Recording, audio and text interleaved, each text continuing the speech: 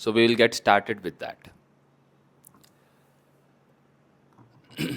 Generally, a question is asked that what is the right time to do bhajan? What is the right time to enter into spirituality or add this flavor of spiritual component in our life? This is a big question. And the society has different kind of understandings and notions regarding this. For example, generally, when a person in the youth starts taking up spirituality, what the society says? The society says that, oh bhai, what is this that you are doing? This is the age to do bhajan. Is this the age to read Bhagavad Gita? Is this the age to take beads in the hand and start chanting? No, this is not the age. This is the youthful age in which the person should try to enjoy. He should do all the different kind of activities. For example, he should go out with friends. He should do some sports. He should eat nicely. He should drink, marry. So all these things he should do. There is a term in English which says eat, drink, and be merry. That's the philosophy of life. So generally that philosophy is applied mainly on the youthful people, that this is the age to actually enjoy. Why are you acting like this and taking up spirituality at such young age? There is so many things to explore. You should go out, do party with the friends, you should travel around the world, you should study nicely and make your career very nice, earn lots of money. This is not the age. When you are done with all kind of enjoyment and when your senses they starts getting weak and when you have nothing else to do, at that time in the old age you should start performing bhajan of Krishna. Otherwise, this is not the age. So this is what is the understanding of most of the people, that something devotional is an activity of old age, not of youth, not of young age. Somehow or other, when a person he starts coming into the contact of devotees, and when a person he becomes little bit inclined towards Krishna consciousness, towards spirituality, then what happens? There are a whole section of society and the people in the life which holds him back. For example, during childhood, the parents stop the child that no, don't read Bhagavad Gita, just focus on your studies, do your enjoyment, play with your friends, but don't do all this kind of chanting. This is not the age for chanting and reading Bhagavad Gita. No. When the person he grows little bit and he enters into teenage, then at that time his friends starts pulling him that what are you doing? Such a boring person. You are reading Bhagavad Gita and chanting. All these things does not suit you. We are here to enjoy nicely. This is not the age. So in the childhood the parents pull, in teenage the friends pull, then in the adulthood the person becomes burdened with the responsibilities of family life, so that pulls, the relatives pulls, and then in the old age also the person is not actually get spared. In the old age also, what happens? The attachment that the person has developed over time being engaged with all those material activities, they starts pulling him from getting into spiritual life. And if rarely some person develops some kind of detachment also, then what happens? His wife pulls, his children starts pulling, his grandchildren start pulling that no, where are you going? You have to still be here.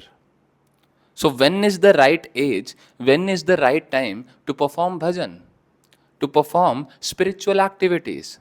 There is no perfect right time. We can see this. So in today's class, we will be covering a real story which is signifying this particular point that we are making, that how a person who is getting into the right direction should have some control over his life. And this is the perfect example for this. Srila Bhaktivinoda Thakur has written in JAIVA DHARMA this beautiful real life story in which how there is this personality named Lahari Mahashay. Lahiri Mahashay, he has been an ideal personality since childhood. He was born in a very high class Brahmana family. And he was very hardworking, very obedient child. Always listening to the parents and doing all kind of good and noble work. He very nicely taking up to education, all the different extracurriculars, he grew up and he became a very responsible and a good person of the society. He took up all the responsibility of serving his parents, and when he got married, he very nicely lived a married life as well. He begot 2 sons, and he made his children very qualified and respectable. With all that hard work, with all that ideal characteristics, he actually attained so much respect in the society that everyone starts looking up towards him. That, oh, he is such a nice person who is taking care of his material life, his professional life, his family life, and everything. He is a very high class Brahmana. He is very pious also. So all kind of respect was there. And the wealth in normal material saying, there is a statement in which says that the biggest wealth of a person is having good children. If the person has bad children, spoiled children, then what happens? That all the wealth that he has earned, these children, they just destroy it. The father, he becomes very happy to give all his wealth to the child. But when the child is abusing and he is spoiling all that hard earned money, then what happens? The father, all the happiness that he was expecting from the child, from the wealth, it just completely gets converted into great distress. But this personality, Lahiri Mahashay, he was having very nice child also.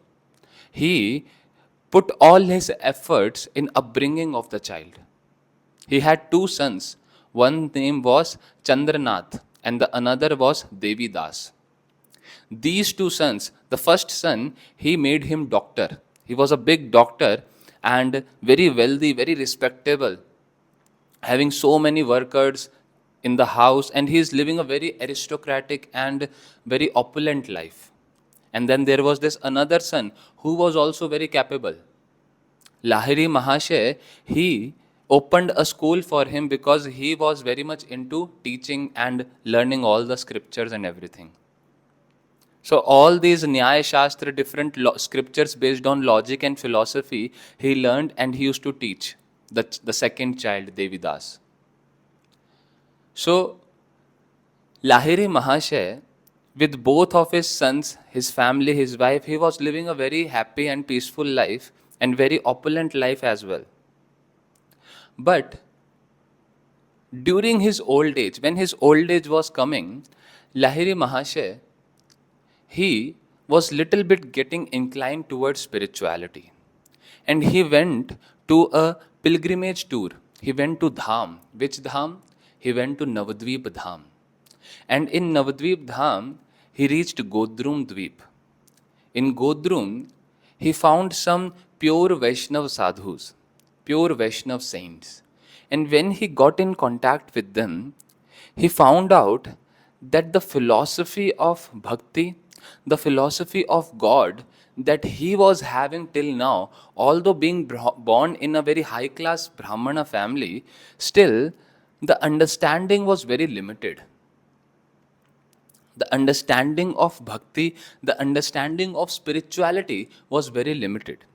In which he thought that till now, before meeting these Vaishnav sadhus, I used to have this conception that the Lord is someone whose statue should be present in the temple and we should just pay obeisances from very far. That's it. We should do some rituals, and moreover, we should just focus on good karma, just performing very nice good karmas. That is a limb of spirituality. So this was my understanding. But Lahiri Mahashay, he is explaining that how when I met those Vaishnav sadhus, I found out that there are so many deeper aspects of bhakti. There are so many deeper aspects of spirituality in which we have a more intimate relationship with the Lord. There is something deeper, there is something more that connects us with the Lord. It is not just a give and take business. It is not just that the Lord is the supreme master and I am the servant and He is there to maintain me. That's it. No. There is a component of love in this relationship in which me and my master, there is a strong bond of love which I have forgot. So, knowing all these understandings and then developing the idea that how this bhakti, devotional life, is actually the main food for the soul. Till now, I have been having my family, my wife, my parents, my children, and I gave all my time to them. I gave so much support, all my energy, time, money in nourishing them. But after few years, now I have already entered into old age, after few years I will die. And what will be the relationship that will be left with my family? There will be no relationship, because this relationship that I have is based on this body which is gonna die soon, in few years. But here when I come in Godrum, meeting with these Vaishnav sadhus, I am feeling that this is my real family. This is my real family. These are my real well-wishers who are not supporting just my body but also mainly supporting my soul. That soul who I really am. I am that soul, I am not this body. When I will die, then all these things, all these nourishing things that they are providing me, these Vaishnavas providing me, that nourishment will stay with me even after death. That nourishment will go with me with my soul.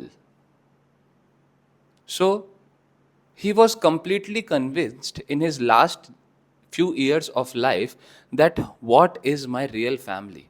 These Vaishnavas whom I met, they are my real well-wishers.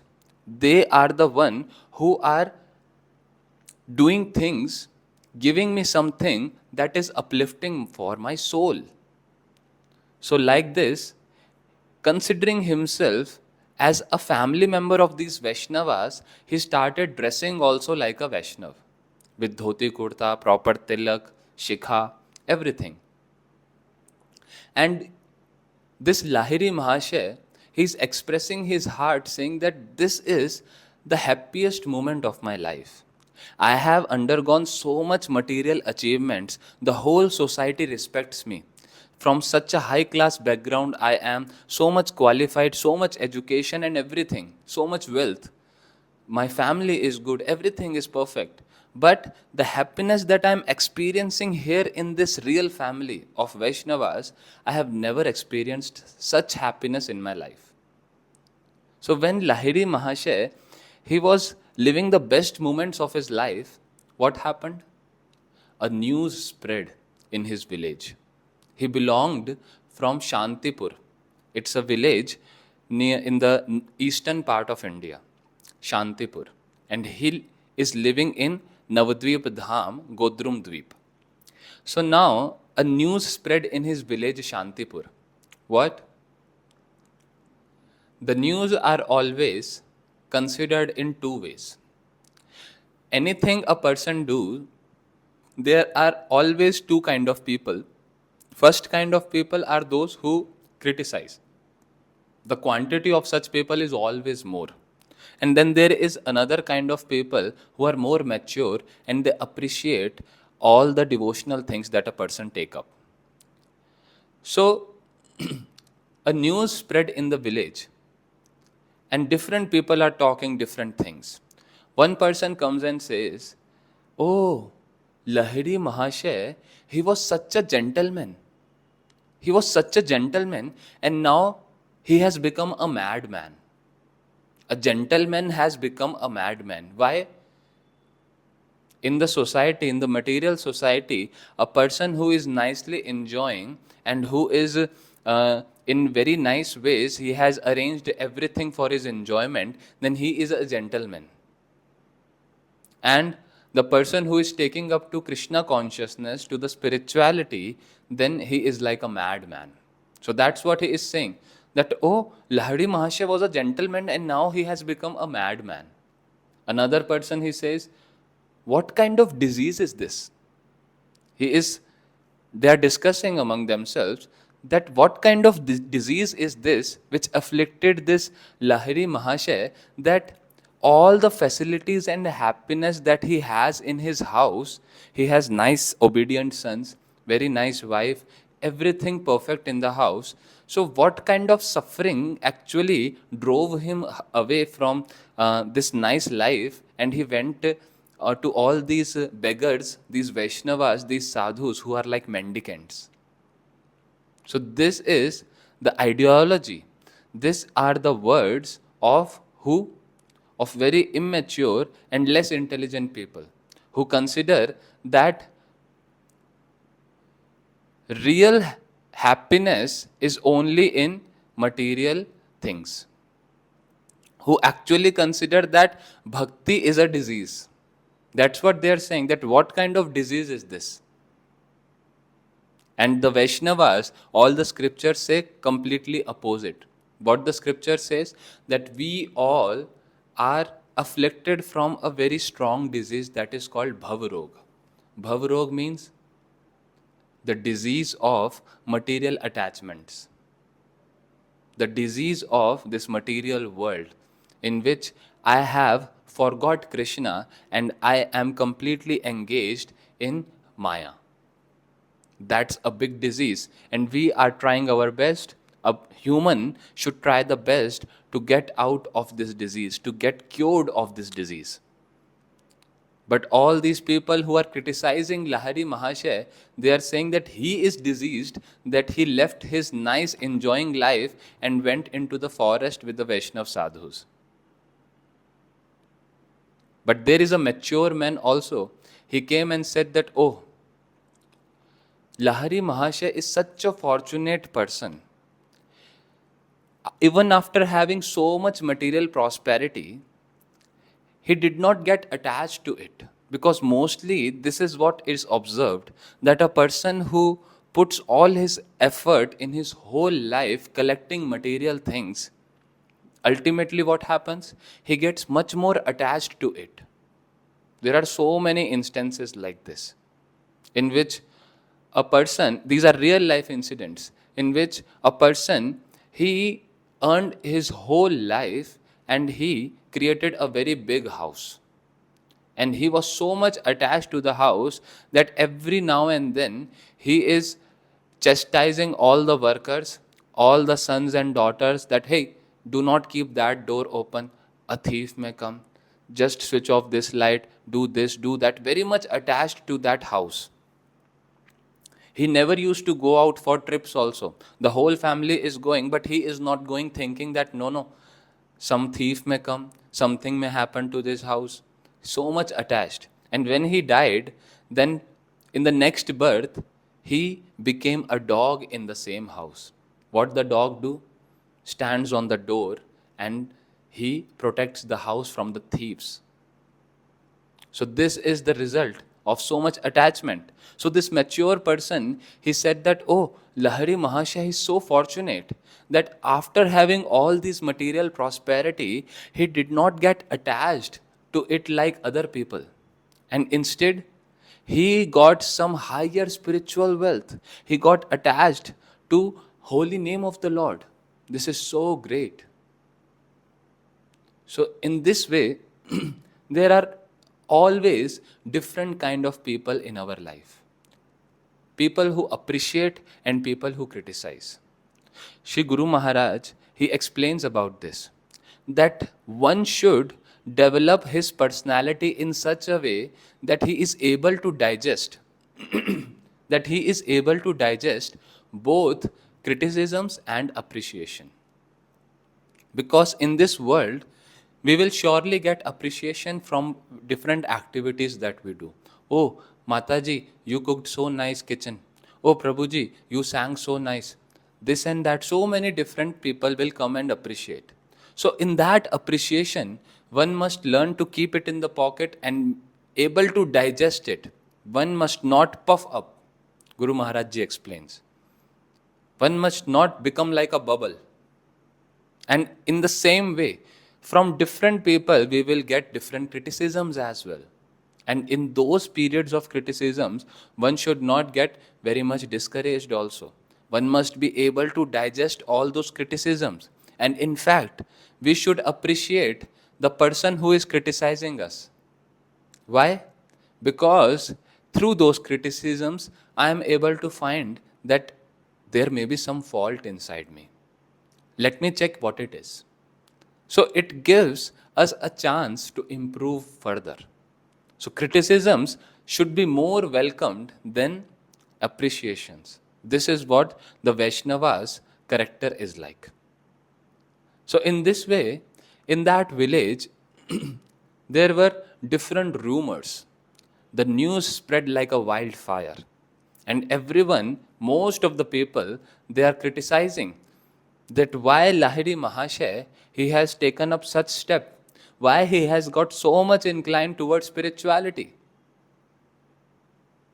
So this kind of news, when it was spreading like a wildfire, it entered into the ears of the children of Lahiri Mahasaya, the two sons.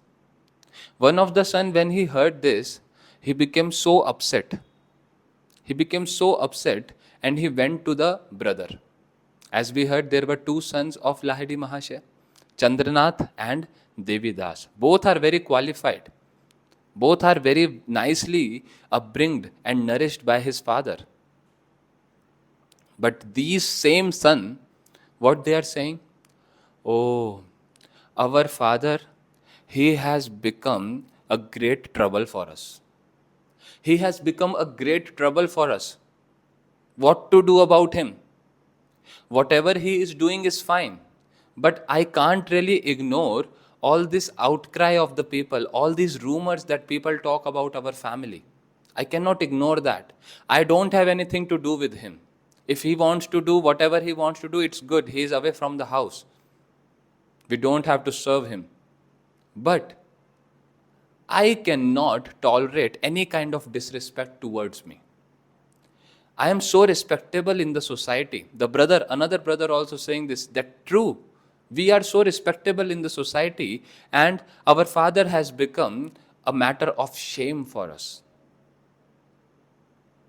So the same father through which these two sons are getting respected, it was the hard work and the amazing character of Lahiri Mahasaya in the society which earned him so much respect. When these boys used to walk on the street, everyone used to say that, see, the son of Lahiri Mahasaya has come. So everyone used to respect the whole family from Lahiri Mahasaya's name. But what has become now? The father, when he took up to spirituality, what the sons are saying? That he has become a bad name for our whole family lineage. He has become a shame for us. We can't really show our face in the society because of him. Our respect is completely ruined. We have to do something before it is too late. So this is what the nature of the material relationships are. When both the boys, considering like this, they went to the wife, like to the mother, the wife of Lahiri Mahasaya, and they discussed that, mother, have you heard about father? The mother said that, yes, I heard something about him, but what it is exactly? Because there was one female whom I met on the banks of Ganges. She said that, oh, your husband is so fortunate that he is he has taken up to Vaishnavism, and he has become a very nice devotee. And all the Vaishnavas there in Godrum, they respect him so much. You are very fortunate.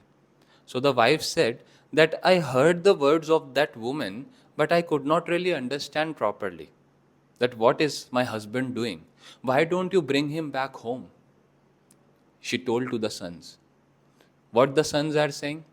He must have become very respectable in the society of Vaishnavas, but on what account? He has actually disrespected our whole family. There is no point of earning respect in the Vaishnava society if we don't have respect here in this material society. So all these things are exactly opposite.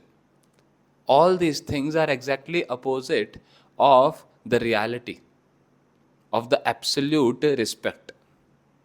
Because when we talk about fame and respect, it actually is relative. A person may become very famous and respectable, but in which society he is becoming famous and respectable, that's a very important point. Guru Maharaj Ji explains this, that in today's world, a female may come and dance with less clothes, and then she becomes very famous. So, by wearing less clothes, she becomes very famous. But in which society? In the society of nonsense people, in the society of materially inclined people. So that kind of fame, that kind of respect, that kind of wealth, all those things, is that really a proper fame, a pure fame? No.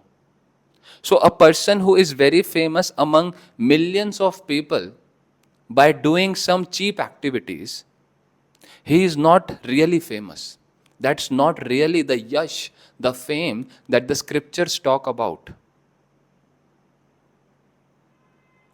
A person who is appreciated by 5 saintly people also, just 5 saintly people, that person has more fame than another person who is famous among millions of people by doing cheap activities. This is the proper understanding of fame and respect. Fame and respect, in which society you have, it matters. So here the son is saying that he might have become very respectable in the society of these few Vaishnavas who perform bhajan, but in this whole big society, our whole village, he has actually become a disrespect for us. So this is the definition of his son. But in reality, the respect that Lahari Mahashaya attained in those little Vaishnava group, that respect is the real fame. So this is what our Guru Vargas explain, that one should actually endeavor to follow the footstep of the Vaishnavas and try to impress our Guru Vargas. If we are able to impress and get appreciated by our Guru Vargas, then that's the real fame for us. That's the real fame. Apart from becoming viral and becoming famous among millions of these low class people, it's better to become more respectable and become a part of such high class society. That's real fame. So, but the people like the sons, they cannot understand this. The wife said that, okay, no worry, if he is doing such kind of activities, you better bring him home. You better go. The wife of Lahari Mahashaya in the house, she is saying to her sons that you go to Godrum and bring your father back to the house. And bring him in a hidden way so that nobody can see. And keep him hidden here in the house. We will hide him in the house. And we will try to change his mind. We will try to change his mind because he is a shame for our family. So that same family who has earned the whole respect because of Lahiri Mahashay, they are saying now that he is a shame for our family. So here comes a question that what is this? Family is something which supports. And here, the love in the family is missing, and it is actually the lust which is prominent. Whole life Lahiri Mahashay served, and just once in his life, that too after finishing all his responsibilities, once in his life, he has followed his heart to do bhakti. Just once in his life. He has followed his heart, and that is also not something very bad. He is not taking up to intoxication, he is not taking up to gambling and all those things. And this is the fate of this society today, that if the son, if the father is taking up to intoxication, gambling and different kind of meat eating, eating onion, garlic, all these different things, still the family is not so much disturbed. The society is not so much disturbed. For them it is fine. Okay, he is doing intoxication, it's okay, it's his choice. He is doing meat eating, it's his choice. No worry. He is doing gambling, it's his choice. He is developing illicit relationship, okay, his choice, his life.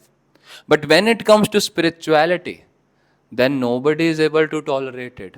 Everyone wants to pull him. That why you are leaving, why you are going, why you are doing bhakti.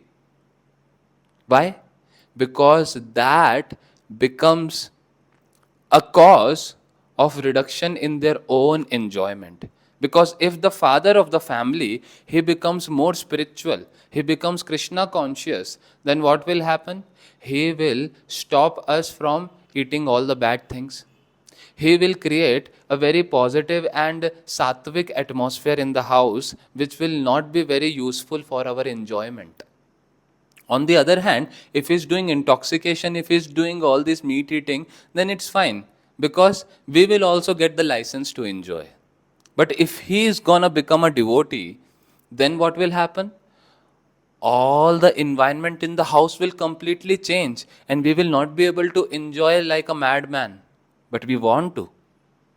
So that relationship in the family, was it really based on love? No. That relationship is just based on lust, selfish enjoyment. And it's a complete example of an unhealthy relationship. Because, for example, what a healthy relationship looks like. Example, the whole family fell into a pit hole. We are just taking an example. There is a big pit hole and the whole family fell into that. Now that pit hole is very dark, it's very deep, it's very difficult to come out of it. But after some time, after some days, after some years, the family gets accustomed to stay into that pit hole. They are very much liking to eat the insects inside it. They are liking the dark atmosphere. They are liking that unfiltered water that they are drinking. So all the bad things, they are somehow got accustomed to it. Now one of the family member, he gets inspired to get out of that pit hole. One of the family members who get inspired and he's trying to get out of that pit hole, he's doing some endeavors for that. So other family members, what they are saying? They are pulling him, hey, what are you doing? Come back, enjoy with us, let's play something here. Sitting inside the pit hole, they are trying to pull him so that they can all enjoy nicely. So this is the understanding of unhealthy mindset. A person who will be of some healthy mindset, he'll be very happy that, oh, you are trying to get out, you are qualified, you are having such desire to get out of this pit hole, we will support you. We will support you so that you get out of this pit hole, and then you arrange for some rope, you arrange for some help so that we all also can get out of this pit hole. With this example, we can understand that this material life, this material world, this sansar is like a pit hole in which we all are being dragged, we all are staying, and because we are staying here for such a long period, we are getting accustomed of it. In that pit hole only, we have learned how to live the whole life. So if a person, he takes a separate path of trying to get out of this sansar, trying to get out of this pit hole, then what happens? All the family members, they start feeling that why he is not following the trend that has been set. Very nice life inside this pit hole, inside this samsar. Why he is getting out? They are not able to think that if he gets out, then it will be such a big support for themselves. In the same way, the family of Lahiri Mahasaya, they are not able to understand that after giving us all the requirement, all the educations, after making us qualified, fulfilling his all responsibilities, now he is taking another step to take us out of this sansar. His getting elevated in spirituality will benefit all of us, all the family members of him. They are not able to think like this. Instead, what they are trying to do? They are trying to drag, they are trying to pull the father who is trying to get out of that pit hole, who is trying to get out and bring help for his family. So this is called the unhealthy mindset, in which a person does not want to get helped also. He does not want that the other person really help him. Such is the foolish mindset of materialistic people. This is how it is such an important example to understand that the relationship we have with our family, our friends, everyone, who they are and what is the level of relationship. It is based on real love, or is it based on simply lust? Who is our real well-wisher? And it's rare. It's rare that a person really find a family who will support him to get out of the pit hole. It's really rare to have such well-wishers in life. Such well-wishers, such group of Vaishnavas, such Guru Varga, to come in contact with such people, it's very rare. Who actually support us to get out of this pit hole. And Lahiri Mahasaya was the fortunate one in terms of getting high-class sadhu sang. But still, he was very heavily being dragged, being criticized by his own family members whom he served his whole life. So it is really necessary to see that who is our real well-wisher. And the relationships are based on selfishness or real love. Because in actual, real love is not conditional. Real love is not something that binds. It actually heals and it liberates. So this is a reality check through this Lahiri Mahasaya's real life story, we are getting a reality check in which how the same society, the same people around us for whom we live our whole life, for whom we take decisions of our life, if they are not real well-wishers of us, who is a real well-wisher? Who thinks not just about our body but also about our soul. These people who thinks about our soul, they are the real well-wishers. And the whole life, it's like a ground, it's like a field in which I am observing and learning.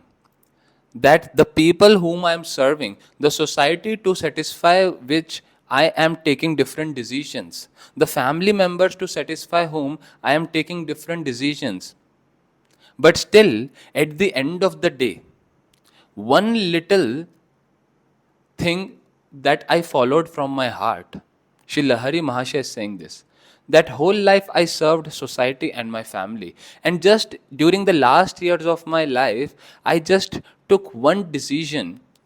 I followed my heart. And what was the result? Everyone rejected me. What was the result? Everyone stood opposed of me. Everyone started criticizing me. Why? Because the relationship was only based on taking. There is no give and take. There is only extraction. There is only taking. The relationship was only based on bodily, the fulfillment of the bodily needs. That's what the relationship was based on. So, this is a great lesson through which a person is able to understand that the control of my life that I am having, either I am giving that control, there are three options. Either I give my control to whom? To all these materially selfish people who are related to me through body only. There is no relationship. They do not really think. They do not really have anything to do with my soul. That temporary relationship, either I give the control of my life to them, either I give the control of my life to the societal norms, that what the society will think about me, or I give the control of my life to my real well-wishers. So see, Lahari Mahasaya, at the last stage of his life, he very strongly, he gave the control of his life to whom? To his real well-wisher, to his real family.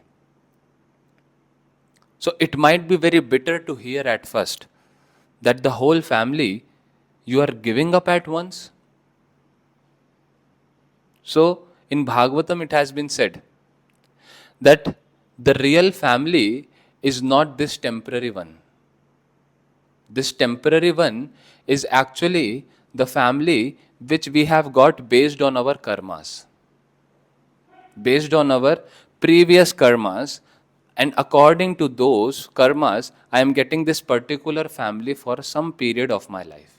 And after some years, what will happen? I will die. There will be no relationship with this family, and I'll have relationship completely different with other family. That's again based on my new karmas. But when the whole family, if one member of the family is actually worrying about your soul, about the nourishment of our soul, then the relationship completely changes. So in this way, we have to understand that how many people are there in our life who are our real well-wishers. Srila Bhakti Vedanta Vaman Goswami Maharaj, Srila Bhakti Dait Madhav Goswami Maharaj Ji, he told to Srila Bhakti Vigyan Bharati Goswami Maharaj Ji once that bring a pen and paper. Take a pen and paper and write all the names of people who are very important to you, without whom your life will be meaningless.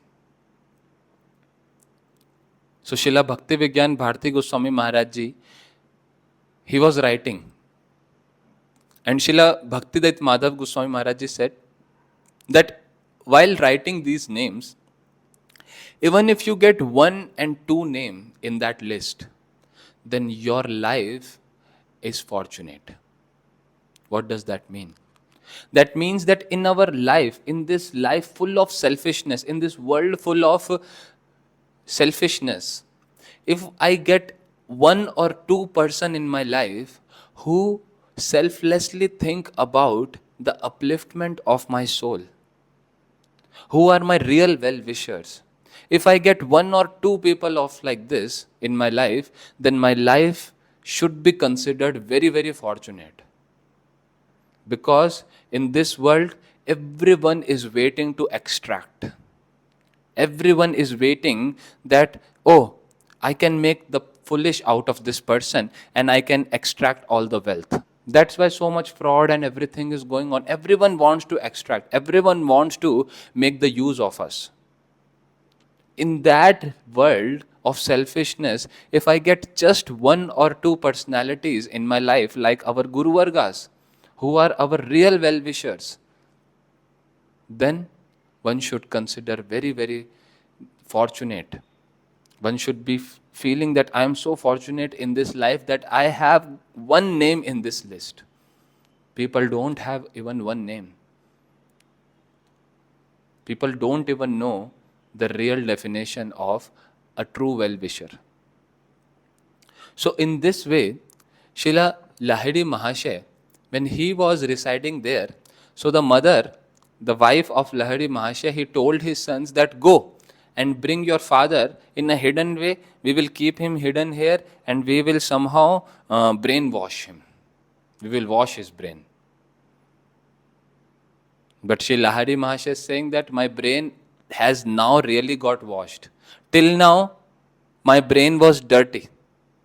My brain was impure because all my endeavors were there for material relationships and material things. But now, being with the Vaishnavas, my brain has really got washed. It has got pure. I have got to the understanding that who are my real benefactors.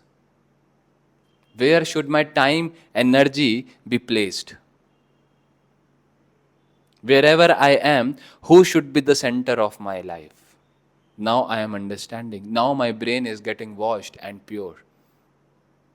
So in this way, the wife sent his son, the younger son, Devi Das, to the father. Now Devi Das, he said that there is no point of sending me, mother. Why? Because father never respected me. He always felt that I am a theist, and if I'll go to him, then he will further disrespect me and he will not pay heed to my word. I think he will not even talk to me. So like this when he said, so there was a relative who was a devotee of the Lord. So he said that that relative is very dear to father, so I will take him.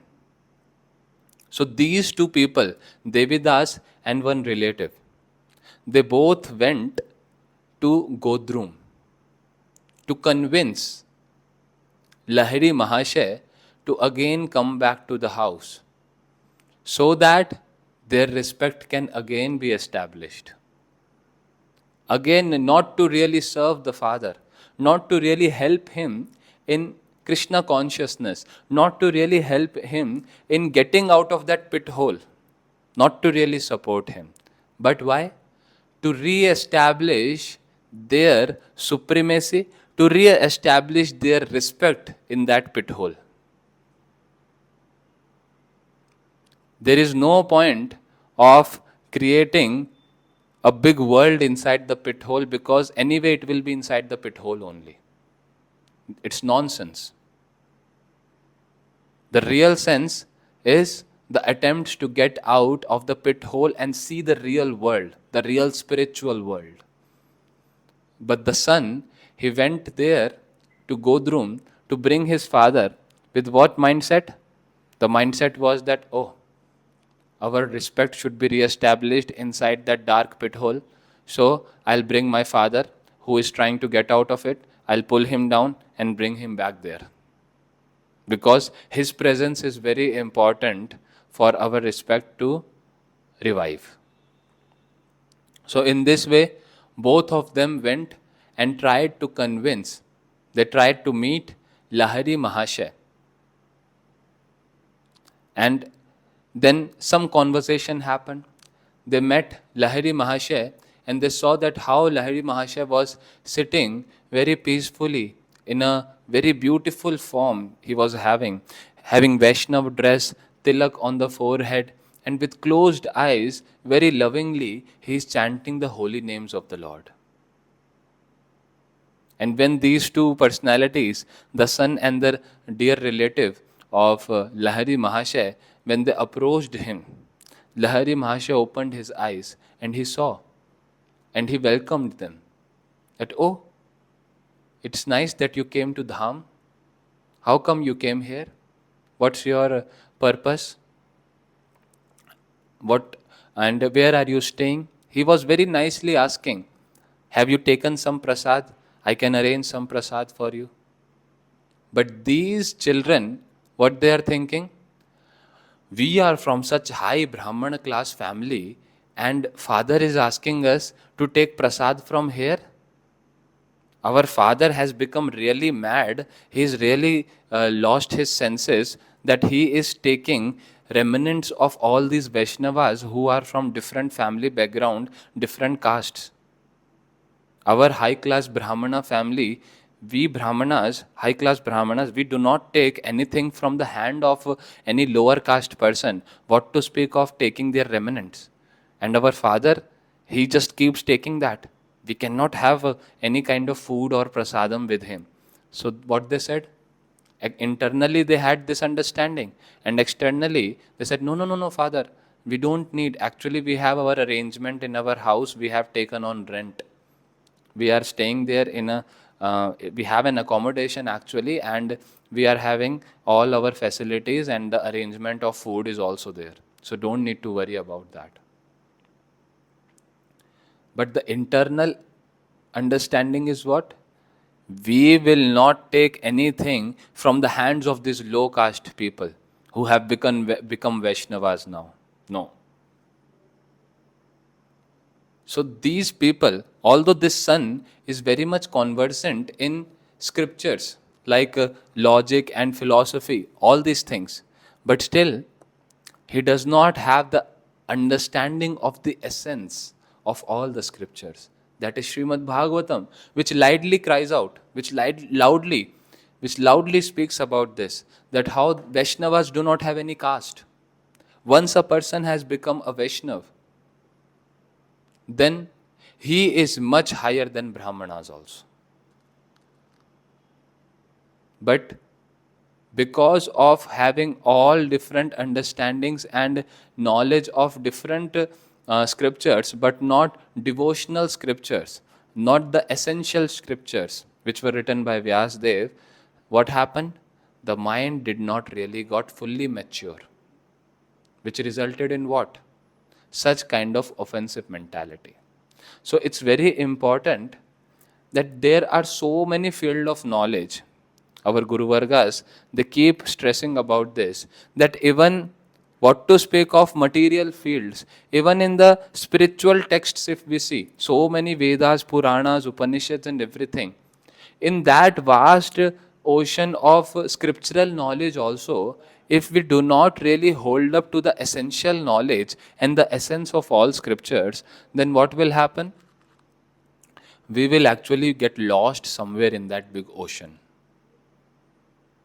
We will get lost somewhere in that big ocean, and we will not be able to collect the real jewels that are present inside the ocean.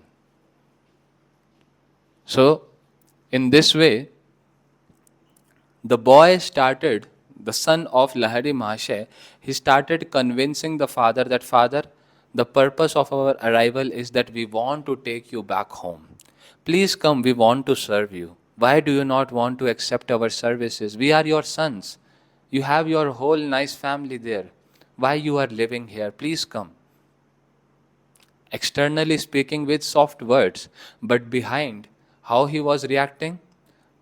Oh, this father, he is such a shame for us. Internally different moods, and this is called duplicity. So with all that duplicity in the heart, he is very softly saying, please father, come to our house, come back to house. The father is saying, there is nothing that I have there. Said, we are Brahmanas, we are high class Brahmanas, we do our mantras and everything, that is also bhakti, right? Why don't you do that? You come and you continue with all your practices. He explained that no, that's not bhakti. And when the son heard that, then he started asking some questions. Because he also, being the son of Lahari Mahashay, he had some good samskaras to know. He had some knowledge of scriptures, but because of not having the connection with Vaishnavism, because of not having connection with the real essential knowledge, his understanding was dry. And now he is asking some very beautiful questions to the father. That father, what is wrong with our practices? We are Brahmanas, we are the intellectuals of the society, we are the most devotional group of the society. Then what's wrong in our practices? Different questions, important questions he is asking. And father is giving beautiful answer. And that question answer series will be started from our next class. So in this class, we overall heard that how there is no right time to perform bhajan. There is no right circumstances to perform bhajan. There is no right, like, there is no right atmosphere in which I will get some celestial voice that, okay, this is the right time and place and circumstance for you, do it. No. Because everywhere in this world, which is filled with material mindset, there will always be oppositions. And the biggest opposition is from our own heart, our own attachments. So if somehow, by some great fortune, we have come into the contact with pure Vaishnava sadhus or pure Vaishnava line, then one should feel very, very fortunate and should not give up that opportunity to serve and to make the life successful. Hare Krishna. Vancha kalpatarubhyascha kripa sindhubhya eva cha patitanam pavnebhyo vaishnavebhyo namo namaha. Dandavat pranams to everyone. Thank you so much for joining.